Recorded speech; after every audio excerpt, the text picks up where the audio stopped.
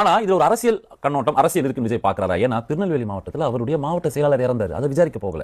ஆனா நாம இன்னைக்கு நடந்த இந்த விஷயத்துக்கு போறோம் அப்படின்னா இதுல ஏதோ ஒரு பொலிட்டிக்கல் மைலேஜ். ரொம்ப சிம்பிள் சார். நீங்க இப்ப சொல்றீங்க அவர் அரசியல் பாக்குறாரா, கட்சி ஆரம்பிச்சிட்டாருன்னு. அனிதா மரணம் போது அரசியல் கட்சி ஆரம்பிச்சிட்டாரா?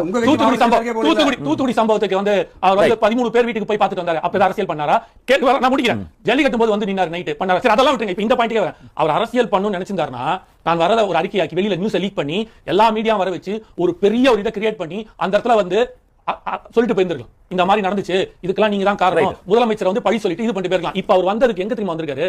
அவர் வந்தது பணம் கொடுக்கறதுக்காகவோ இல்லைன்னா தன்னை ஒரு குடும்பத்துல ஒரு பாதிப்பு நடந்திருக்கு, அந்த பாதிப்பில் சக மனிதனாக, சக தம்பியாக, அண்ணனாக, அவர்கள் வீட்டில் ஒருவனாக, இதெல்லாம் தாண்டி இப்ப அண்ணன் சொன்னார்ல, போட்டு அடிச்சாங்க, என்னடா 4 பேர் அடிக்கிறீங்கன்னு தடுத்துட்டு அந்த ஊர் மக்கள் காப்பாத்தலான்னு அந்த சரிவாதிகாரம் ஒண்ணு இருக்கு. எங்களை போல் பாட்டாளி மக்கள் இப்ப நீங்க கேட்டீங்களா, அப்ப அதிகாரத்துக்கும் இதுக்கும் காவல்துறையும் அதிகாரத்தை பார்த்து மக்கள் பயப்படுறாங்களா? ஆமா, அந்த காலத்துல வெள்ளக்கார ஆட்சியில எப்படி வெள்ளக்காரன்